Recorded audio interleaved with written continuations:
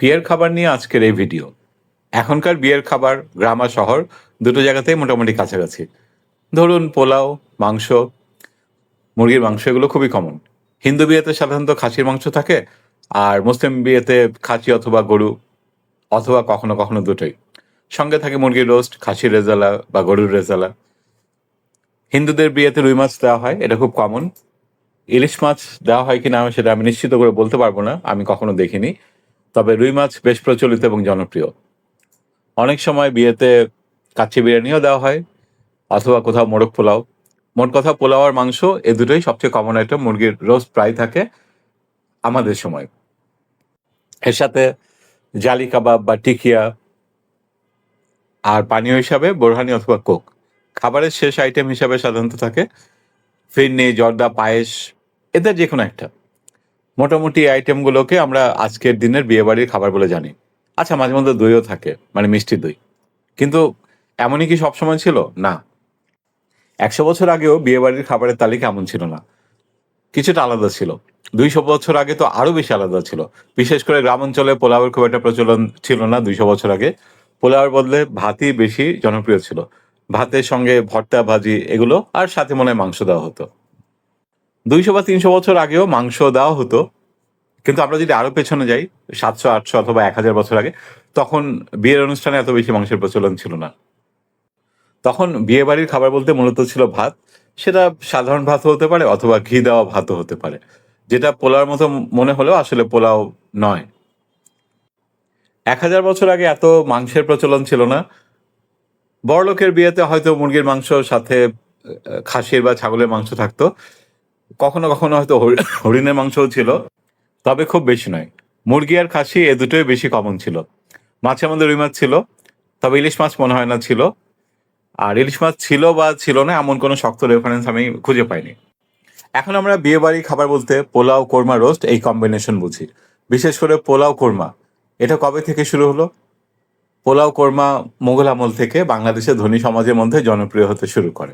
খুব বেশি দিনের কথা না, হয়তো ৩০০-৪০০ বছর হবে। তবে গ্রামাঞ্চলের বিয়েতে এই পোলাও কোরমা রোস্ট কম্বিনেশন ঢুকতে অনেক সময় লেগেছে। ১০০ বছর আগেও গ্রামে হিন্দু বা মুসলমান কোনো বিয়েতেই পোলাও কর্ম কম্বিনেশন জনপ্রিয় ছিল না।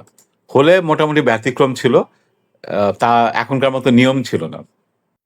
একটা জিনিস কিন্তু বিয়ে বাড়িতে সবসময় গুরুত্ব পেত, আর সেটা ১০০০ বছর আগেও। সেটা হচ্ছে মিষ্টি। মিষ্টি বলতে অবশ্য এই যুগের সন্দেশ, রসগোল্লা এগুলাকে বুঝাচ্ছি না। মিষ্টি বলতে আমরা বুঝাচ্ছি বিভিন্ন রকমের পিঠা।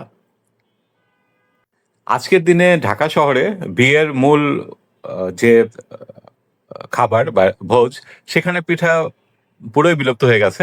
তবে গায়ে হলুদের অনুষ্ঠানে এখনো পিঠা খাওয়া হয় এবং নানা রকমের পিঠা পাওয়া যায়।